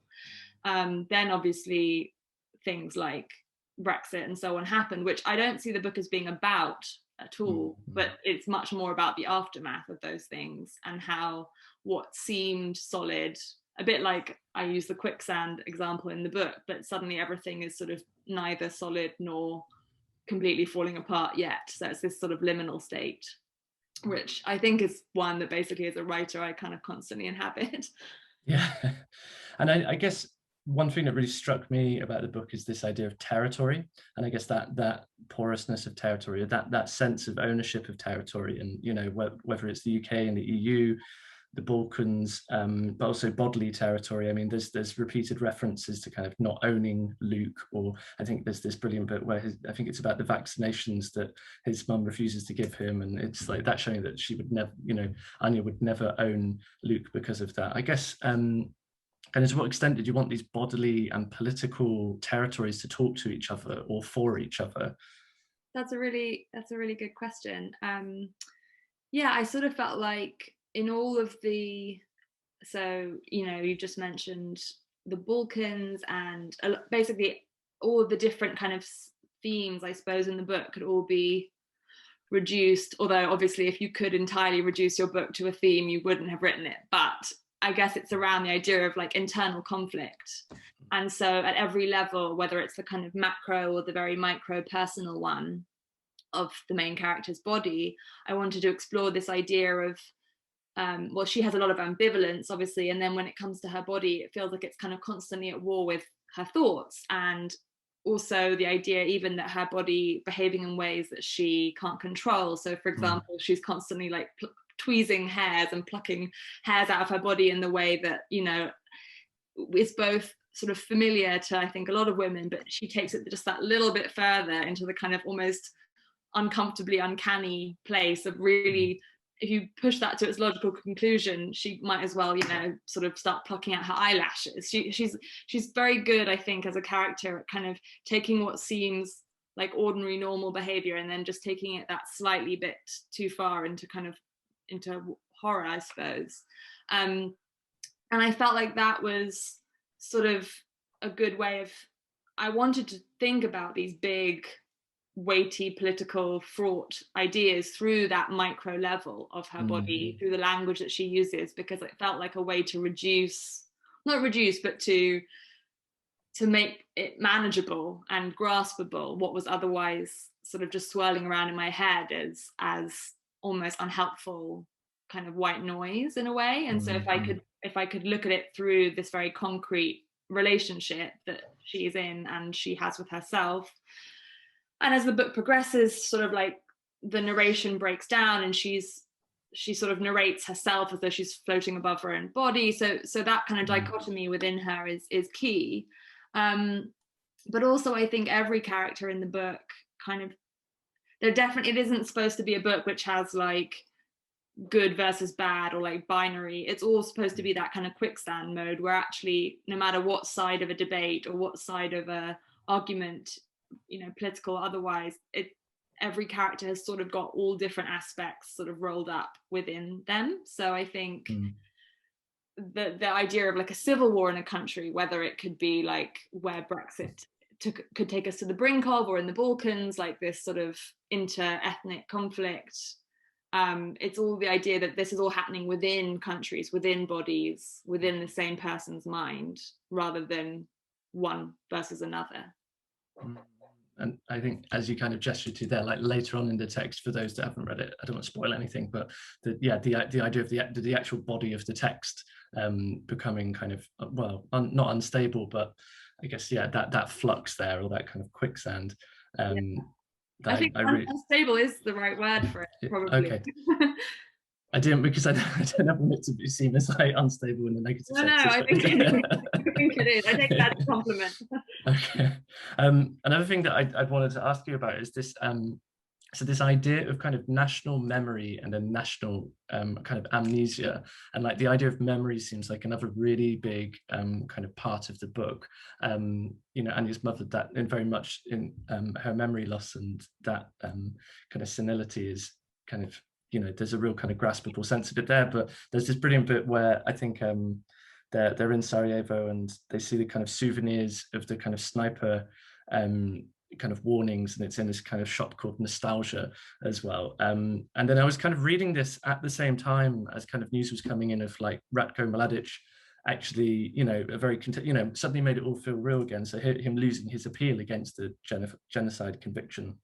And I was just really, it felt, maybe it was just when I was reading it, but there was this really kind of potent kind of tension between a kind of sense of kind of contemporary and then a kind of memory of the past, or this kind of like national memory and the kind of, I don't know, object of that versus this kind of the idea of that as a kind of thing that is forgotten or a thing that is kind of reframed as stuff goes on. I don't know if that's something you wanted to speak to at all. Yeah, well, I guess when you asked at the beginning about my way into this, I should have also mentioned that my family is from the former Yugoslavia. So I'd always, I guess, had this sense that I was alive during the, you know, the wars of the 90s, but living in the UK, very luckily. And obviously I still had family there, but most of them were not at that point in really bad sort of conflict or danger zones, but still there was proximity. But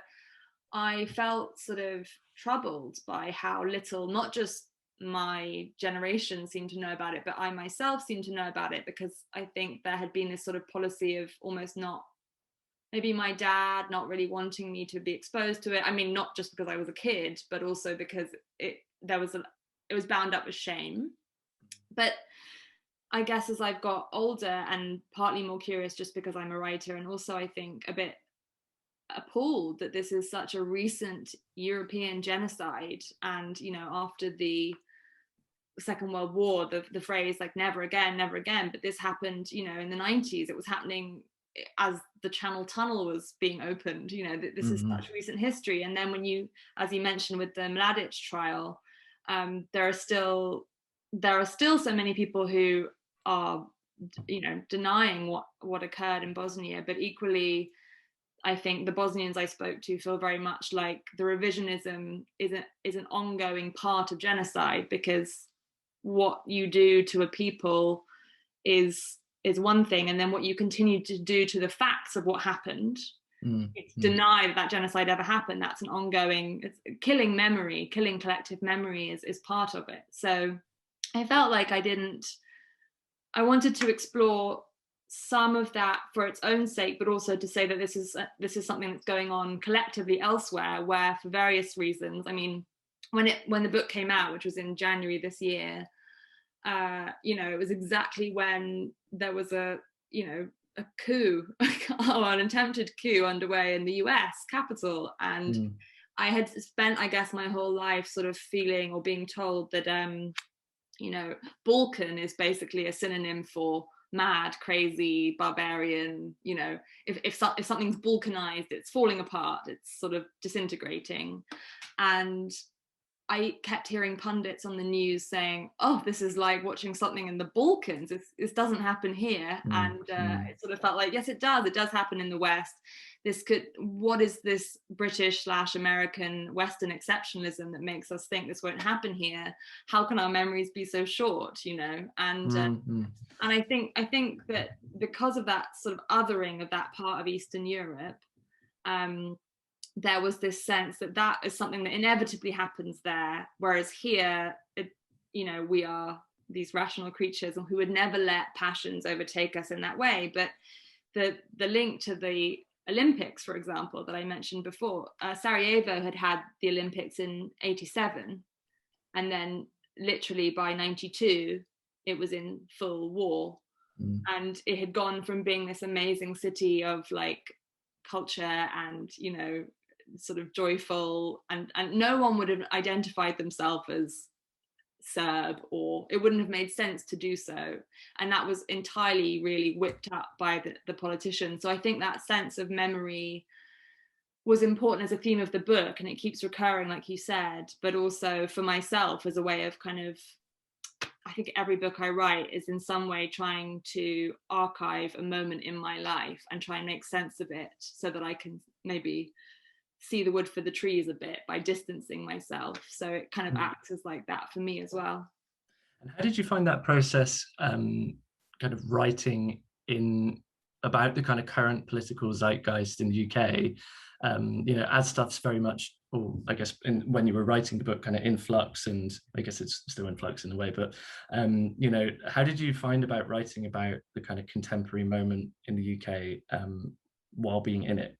Well, I wasn't doing like a full Ali Smith kind of like stream of consciousness, but then again, and I'm not on Twitter and things like that, so I guess I could go harder on that, but I do still feel like every time I sit down to write, even if like with my first book, I imagined that originally as being a historical novel.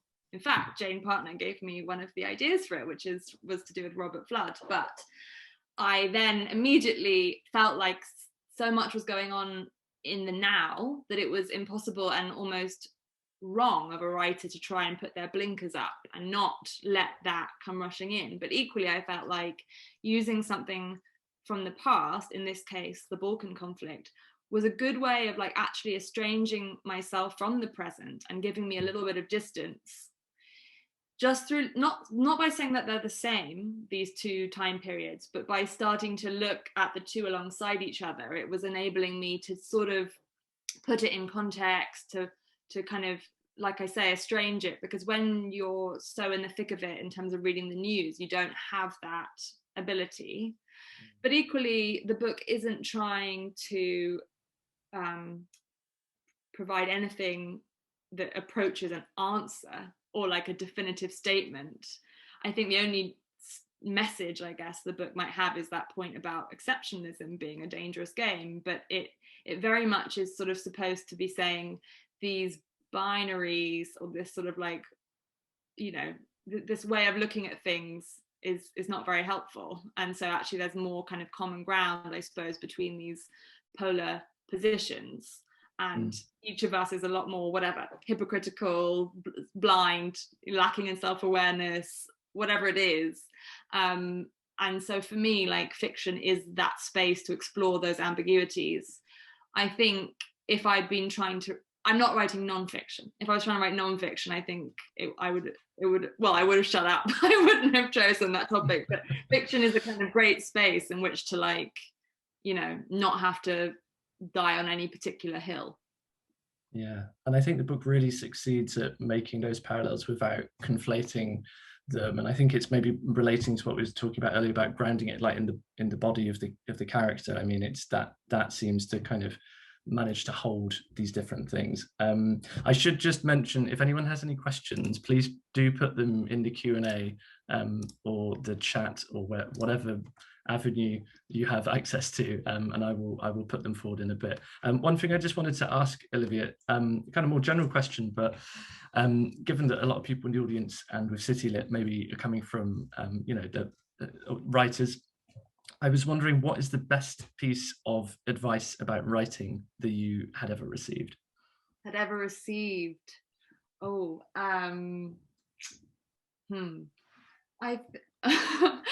oh, okay. I think one of them is that having ideal conditions for writing, like if you're holding off because, you know, it's not the right time, or so and so might be offended if they read X, or, you know, if I just wait a little bit longer, or if I could only just get to that, I don't know, go on a retreat or something like that, so I would be away from the real world or something like that. I actually think that that idealized way of writing is actually the worst way to write. Mm-hmm. I think that having constraints and actually like having to, let's say, just write, I often write on the notes on my phone between, you know, on the bus, or like going back and forth between other things. And actually that, I think, is the way that my self-consciousness doesn't creep in. Never treating writing for me as like this ritual, hallowed, elevated activity. I know that might work for some people, but for me, it's the enemy of getting anything down on the page. And so for me, it's like a process of, you know, it's actually the unideal time, which is maybe the moment where it's most freeing. And I think I think do the research and do the plan and then throw those things away was the other most useful thing I've had. And that's, I guess, pertinent, or like for me it's particularly relevant because I write a lot about real events or historical events, and people aren't picking up your book for the research element of it, really, and it bogs your story down. And actually it's brilliant to have it there in the back of your mind, but then once what you want to, you know, you want to roll that ball up the hill, and then you want it to be able to sort of freely plummet down the other side of it with its own velocity and its own kind of momentum. And I feel like that only happens for me when I bin all of my research and notes. So yeah, I guess those two would be good, but come back to me because I'm sure there's something I've missed. Well, the first one, it'd be great to expand on that, but just the idea of, I loved when you were saying about writing on the kind of notes on your phone, and I've always been really fascinated by the kind of, or the technology or whatever that people are using to write, and how that kind of, you know, plays with kind of rhythm of thought. I wonder if that's something, is that something that you've always done, or is that something that you kind of fell into? And if so, kind of, I guess, how did you find that it changed the type of writing, or did it, was it, you know, did it not change? I mean, I think it does, in the sense that I studied English, and I think that as amazing as that was in terms of reading the canon, it did make me feel shy of like writing my own work, because, you know, I'm actually looking right now on the other side of my bookshelves, it's like Milton and Henry James, and when those are your kind of reference points, it doesn't make you want to, yeah, sort of like, ta-da, here's my just scratchings. But I think that actually, on that particular point about phones, like using that medium, which felt like it was part of my everyday life rather than something I had to sort of put on my artist's hat on, was kind of freeing, because it basically made me feel like it is just as valid to be writing about. In my case, when I came to write my first novel, it was really before the internet was a subject that had been written about in novels, and it was sort of seen to be beneath art, and certainly not as like the subject, as opposed to a kind of, you know, an event in the plot. Yeah. And so I felt like I really needed some way to kind of make myself feel like it that was the stuff of everyday life and it couldn't be avoided, and actually that it was very important to like document that kind of aspect of contemporary living. But I think if I'd been too like quill and ink about everything, then I would have felt like that was beneath literature. But for me, literature is just is you know, it's whatever we live we live with, are living through. So I guess it was helpful in that sense. And also I guess the other aspect is that it's really good for immediacy. So like one of the things I do to try and stave off those like writer's block moments is to just have like a huge folder on my desktop of just like random observations from my phone, like people watching, whatever, so that sometimes I can just skim through there and be like, oh, that's a good humane detail, or like that makes me remember that event.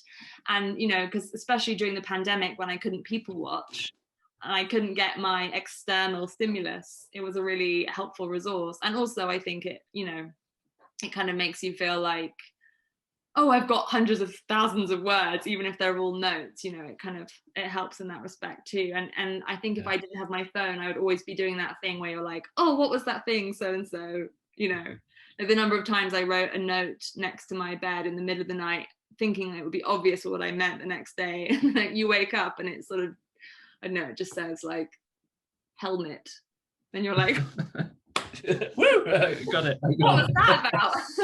So yeah, the phone is really up. good in that way, because also you can take pictures and like all that kind of stuff. It's really useful. And ultimately, I think as well, being a writer, it's so much better and so much more freeing in lots of ways than like if I were to try and be, let's say, a film director, because all you need is a way to record your experience, like a pen or a phone or something, and that's it.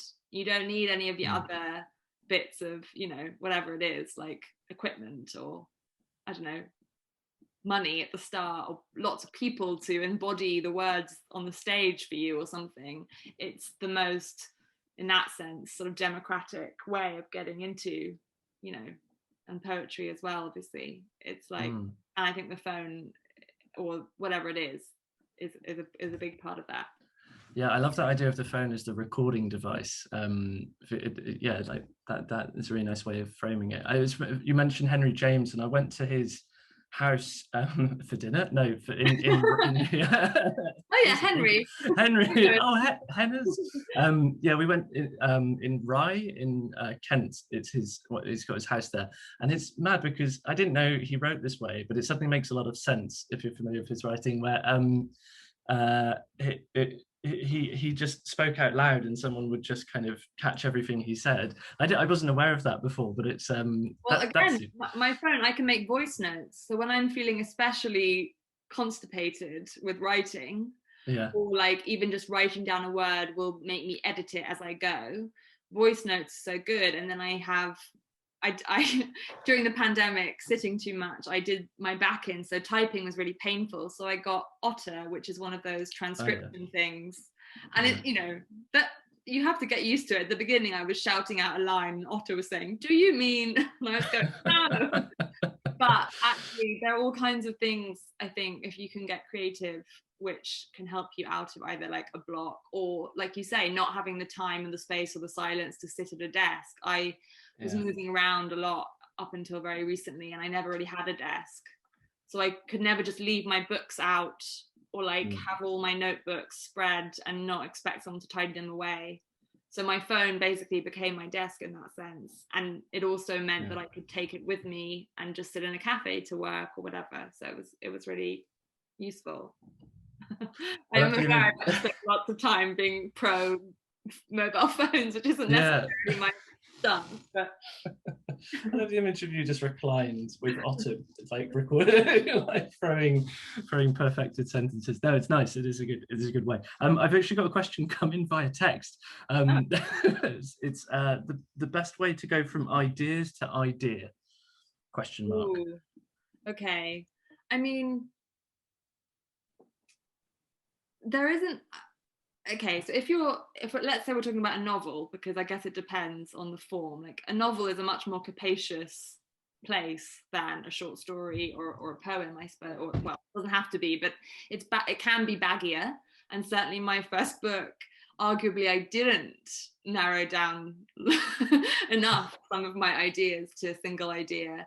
But, you know, actually there are books that out there, novels that don't, and I kind of like it for that. But equally, I think the types of people who are drawn towards writing novels have those sort of associative brains that like to make connections between seemingly disparate things. So there may be a reason you have these ideas that all sit together as a cluster, and they're not necessarily in opposition. There may be like some strands that run through them. So in a way, like, it's not like you've got lots of horses in the race and you just see which one has the most sort of, I think sometimes it's like acknowledging that there might be a common space between them all. And maybe there's another idea that can come out of that. But I think ultimately, if there were a way of testing which is the goer, if you really have to narrow it down, because one is set in space and the other is not, or whatever, for me it's the one which so I often think that I can't talk about the ideas that I'm most excited about without running out of some of the kind of potential energy to then write about them. So if I've talked to a few people about an idea I've got in my mind, sometimes that lessens my desire or like my sort of energy for like sustaining, let's say, 80,000 words in a novel. And I realize that the more I let that potential energy, it's like a dam, you know, it needs the kind of pressure. And if I've spoken to too many people, it doesn't really work for me. So it's the one where I feel the most almost like silently protective of it, rather than the one that I want to talk to people about the most. Like that just for me happens to be, I'm sure people work in different ways. Some people, you know, they build cathedrals, and other people like floor by floor kind of tiny steps. But for me, yeah, if I'm being weirdly secretive about an idea or actually like the most shy, that I think is the one that's going to be the one that can sustain you over the longest period, not the ones that you've been sort of chatty about. Okay, brilliant. I also like what you were saying earlier about ideas, like, I guess not, you know, it's delineating around an idea is easier said than done sometimes. And also, I don't know, I like baggy novels. I feel like more novels that are just stuff full ideas can you know, it's like you read Dostoevsky and something, and it's just, they'll have like 30 pages talking about a debate about God or something. And also, I think it's much more at the moment how brains work, which is not to be like a linear way of moving through a story or whatever, but much more like a lattice where you've got, you know, if you think about your daily experience or even this experience on Zoom, it's like one screen, chat box, 5 people, you know, maybe right now you're actually watching the football on your laptop as well, or like checking the news, I don't know, but that kind of split screen mode of holding different stories together is A, something that we're much more used to and comfortable with, and B, I think that can be its own source of like kinetic energy between those seemingly contrasting textures, maybe. Yeah, and I guess it's an ongoing question, isn't it, of how you pull that experience into the kind of flat experience of a page.